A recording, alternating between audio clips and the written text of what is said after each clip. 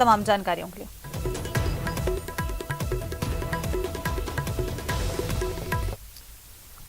और अब खबरों को देखते हैं सुपरफास्ट अंदाज में।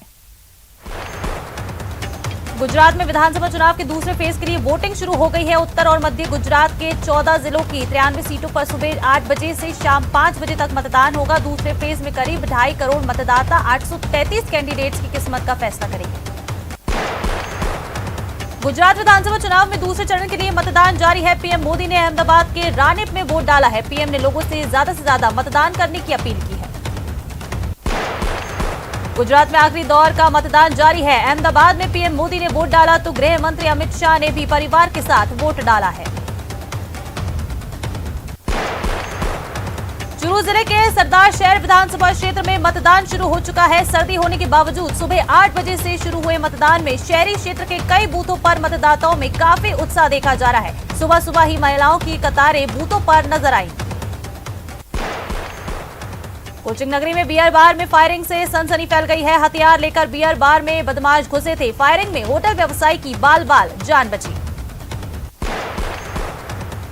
बीकानेर के खाजूवाला में नहर में कट्टे डालकर पानी को रोका गया। केडीजे नहर के आरडी 106 ओवर्ध अवरोध लगाकर अधिक पानी लेने की कोशिश की जा रही है। टेल के किसानों ने मौके पर पहुंचकर इसका विरोध किया। इस दौरान सिंचाई विभाग के अधिकारी भी मौके पर पहुंचे। किसानों ने विरोध जताकर कानूनी कार्रवाई की मांग की है। नहर से कट्टों से भरी सीमेंट और ईंटें बाहर निकाली गई। उदयपुर में G20 देशों के सम्मेलन की पहली शेरपा बैठक शुरू हो गई है। कुल्हड़ में चाय के साथ बैठक की शुरुआत हुई। भारत सरकार के शेरपा अमिताभ कांत बैठक में मौजूद हैं।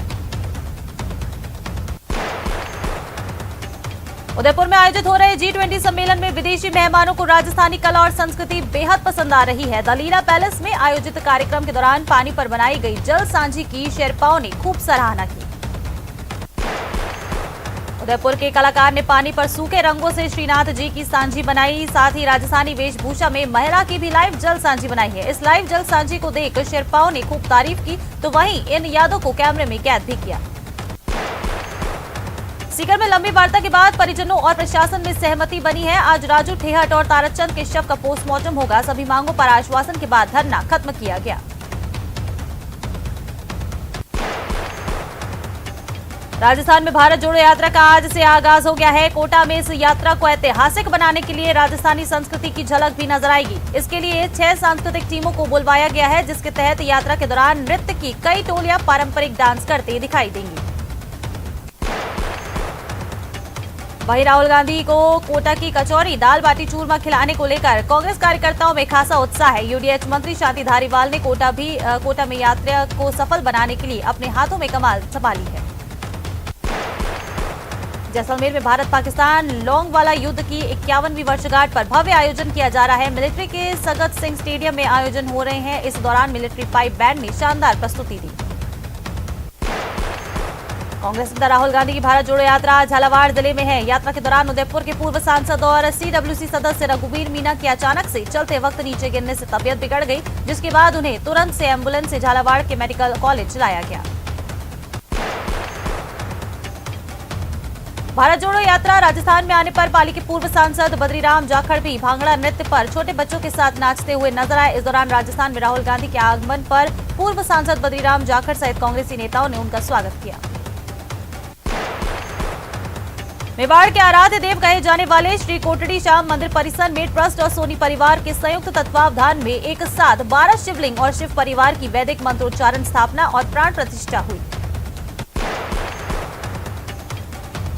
वहीं विशाल कलश यात्रा बैंड और ढोल के साथ निकाली गई, जिसमें बड़ी संख्या में सैलाब उमड़ा। विशाल कलश यात्रा कस्बे के मुख्य मार्गों से होते हुए नीलेश्वर महादेव पहुंची। वहीं भजन संध्या आयोजित की गई। कोटा में चाकू मारकर एक युवक को घायल करने की सनसनीखेज वारदात को अंजाम देने के मामले में फरार चल रहे 5,000 रुपए के इनामी आरोपी हिस्ट्री शीटर को पुलिस ने गिरफ्तार किया है। आरोपी कुनाड़ी थाने का हिस्ट्री शीटर है और इनके खिलाफ पहले से ही 13 मामले दर्ज है। आरोपी ने अपने साथियों के साथ मिलकर 12 अक्टूबर को बालिता रोड निवासी योगेंद्र सिंह पर चाकू से हमला कर उसको घायल करने की वारदात को अंजाम दिया था। सीकर में गैंगवॉर के बाद पुलिस से मुठभेड़ में घायल दोनों बदमाशों का इलाज जारी है। दोनों बदमाशों का ट्रॉमा सेंटर में इलाज चल रहा है। बदमाशों को सुरक्षा की दृष्टि से सेमी आईसीयू में शिफ्ट किया गया है। सिरोही में कार्तिक भील हत्याकांड में अब पीड़ित के परिजनों के साथ किरोड़ी लाल मीणा प्रशासन का घेराव करेंगे। हालांकि बीजेपी विधायक की 4 मांगों को लेकर सहमति बन चुकी थी। न्यायिक कर्मचारी संगठनों का हल्ला बोल जारी है। न्यायिक कर्मचारी संगठनों की हड़ताल जारी है। निचली अदालतों में कामकाज बंद रहेगा। 6 सूत्रीय मांगों को लेकर न्यायिक कर्मचारियों का धरना जारी। डूंगरपुर जिले के सदर थाना क्षेत्र में माथू गामड़ा रेलड़ा फला के पास एक क्रूजर जीप अनियंत्रित होकर पेड़ से टकराकर पलट गई। हादसे में जीप में सवार एक 9 महीने का बच्चा समेत 8 लोग घायल हो गए। घायलों का डूंगरपुर अस्पताल में इलाज करवाया गया, जबकि गंभीर घायलों को भर्ती किया गया है। यात्रियों ने बताया कि ड्राइवर शराब के नशे में तेज रफ्तार लहराते हुए चला रहा था गाड़ी को, जिस वजह से ये पूरा एक्सीडेंट हुआ। अलवर जिले के बांजूर में कोटपुतली रोड पर पुरानी रंजिश के चलते 4 लोगों ने मिलकर एक युवक के साथ लाठी डंडों से जमकर मारपीट की। मारपीट की घटना सीसीटीवी कैमरे में कैद हुई। पुलिस ने मारपीट के मामले में एक शख्स को डिटेन किया है। अभी तक पुलिस को लड़ाई झगड़े का कारणों का पता नहीं चल पाया है। बांजूर में लगातार मारपीट की घटना होने से स्थानीय लोगों में दहशत का माहौल बना हुआ है। बारां में वन विभाग ने वन भूमि पर अतिक्रमण कर बोई गई सरसों की फसल को नष्ट किया है। जिले के कस्बा थाना वन खंड सुमेरा भोयल में गांव के दबंगों द्वारा अतिक्रमण कर सरसों की फसल बो दी गई थी। कस्बा थाना की वन विभाग की टीम ने मौके पर पहुंचकर ट्रैक्टरों से हॉक फसल को नष्ट किया। साथ ही दल ने यहां से 100 मीटर की तार फेंसिंग भी जब्त की है। मौके पर अतिक्रमणकारियों को बुलाकर पाबंद किया गया। श्रीगंगानगर की डावला मंडी क्षेत्र की 8 केएनडी ग्राम पंचायत के गांव 13 केएनडीसी में पेयजल आपूर्ति की मांग को लेकर ग्रामीणों के अनिश्चितकालीन धरना पिछले 6 दिनों से लगातार जारी है। वाटर वर्क्स की डिग्गी पर ही ग्रामीणों के द्वारा दिन रात धरना दिया जा रहा है। ठिठुरन भरी सर्द रात भी ग्रामीणों के द्वारा धरने स्थल पर गुजारी जा रही है। ग्रामीणों ने चेतावनी दी है कि यदि जल्द से जल्द मामले में कोई कार्रवाई नहीं की गई तो धरने के साथ ही भूख हड़ताल भी की जाएगी। टोंक जिले के देवली में 2 युवक पर तलवार और लाठियों से हमले के बाद इलाके में हड़कंप मच गया है। दोनों घायलों को देवली अस्पताल में भर्ती कराया गया। वहीं घटनास्थल और अस्पताल में पुलिस का भारी जाब्ता तैनात है। अब्दुल हमीद और साजिद पर हुए हमले के बाद लोगों की भारी भीड़ इकट्ठा हो गई। थाना प्रभारी जगदीश मीणा ने लोगों से समझाइश कर हमला करने वालों को जल्द पकड़ने का आश्वासन दिया। बांसवाड़ा के मसोटिया गांव में जमीन को लेकर चचेरे भाई ने भाई के साथ मारपीट की, जिसे महात्मा गांधी अस्पताल में भर्ती कराया गया। परिजनों ने बताया कि कई दिनों से जमीन को लेकर विवाद चल रहा था, पर आज खूनी संघर्ष में ये विवाद बदल गया। बांसवाड़ा के कुपड़ा हाईवे पर पास अज्ञात वाहन ने एक व्यक्ति को टक्कर मार दी। इसके बाद गांव के लोगों ने एम्बुलेंस की मदद से उस व्यक्ति को अस्पताल पहुंचाया, जहां व्यक्ति को मृत घोषित कर दिया गया। अलवर के एनबी थाने में जैसलमेर रोडवेज के मुख्य प्रबंधक के साथ 77 लाख रुपए की ठगी होने का मामला दर्ज हुआ है, जिस पर एनबी थाना पुलिस ने ठगी का मामला दर्ज करते हुए ठगी करने वाले व्यक्ति की तलाश शुरू कर दी है। श्रीगंगानगर में ठंड का एहसास लगातार बढ़ता जा रहा है। सुबह जिले के ग्रामीण क्षेत्रों में कोहरा भी देखा गया। ग्रामीण क्षेत्रों में कोहरे की वजह से विजिबिलिटी काफी हद तक प्रभावित रही, जिससे वाहनों की रफ्तार पर ब्रेक लग गए। अलवर की कपास विदेशों तक सप्लाई की जा रही है। विदेशों में कपास की डिमांड होने के कारण इस बार कपास के भाव में तेजी है और अलवर के किसानों को इसमें काफी फायदा साबित हो रहा है। राजसमंद जिले के मोही गांव में खटीक समाज की ओर से तुलसी विवाह और 151 एकादशी व्रत उद्यापन महोत्सव के उपलक्ष्य में एक शाम तुलसी विवाह के नाम भक्ति भजन संध्या हुई, जिसमें भक्ति भजनों पर ग्रामीणों को भाव विभोर कर दिया गया। दौसा के सिकराय में जन आक्रोश यात्रा का रथ पहुंचा। इस दौरान ये रथ आलूदा गांव से शुरू हुआ, जो पापड़दा छारेड़ा सहित अनेक गांवों से होता हुआ खबरावजी तक पहुंचा। विधानसभा क्षेत्रों में दौरा कर रहे ये जन आक्रोश यात्रा के साथ प्रतिदिन 8 से 10 गांव में पहुंचते हैं।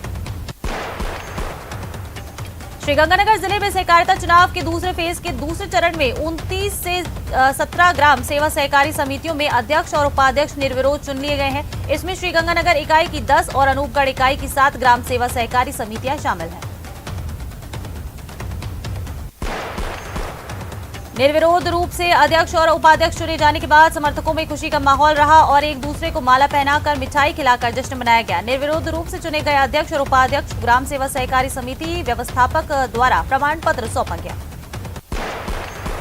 गृह मंत्रालय भारत सरकार के निर्देशानुसार केंद्रीय रिजर्व पुलिस बल द्वारा चलाए जा रहे स्वच्छता पखवाड़ा के तहत जम्वारामगढ़, लालबाग समेत आसपास के इलाकों में स्वच्छता अभियान चलाया गया।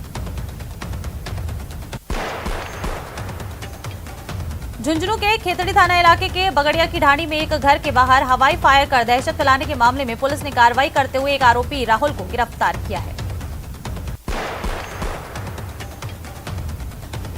बारां जिले में शिक्षा विभाग माध्यमिक की ओर से 66वीं जिला स्तरीय एथलेटिक्स प्रतियोगिता की आज से शुरुआत हुई है। 17 वर्षीय बालक और 19 वर्षीय वर्ग में हो रहे इस प्रतियोगिता का शुभारंभ शहर स्थित खेल संकुल में हुआ। 3 दिवसीय एथलेटिक्स प्रतियोगिता में दौड़ सहित जेवलिन और डिस्क-थ्रो, ऊंची कूद और लंबी कूद की स्पर्धाएं हो रही हैं, जिनमें जिले से करीब 100 स्कूलों के 400 से अधिक प्रतिभागी हिस्सा ले रहे हैं। पहले दिन 100 मीटर दौड़ के साथ प्रतियोगिता की शुरुआत हुई। राजस्थान माध्यमिक शिक्षा बोर्ड अजमेर से मान्यता प्राप्त श्री गंगानगर जिले की सरकारी और निजी माध्यमिक उच्च माध्यमिक स्कूलों में 8 दिसंबर से अर्धवार्षिक परीक्षाएं शुरू होने जा रही हैं।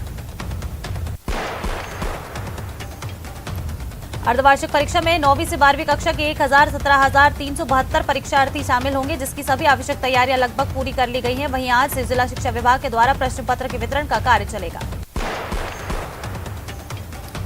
झुंझुनू के खेतड़ी उपखंड के मेहाड़ा से प्रशिक्षण शिविर की शुरुआत की गई है। मेहाड़ा में 30 खिलाड़ियों को प्रशिक्षण दिया जा रहा है।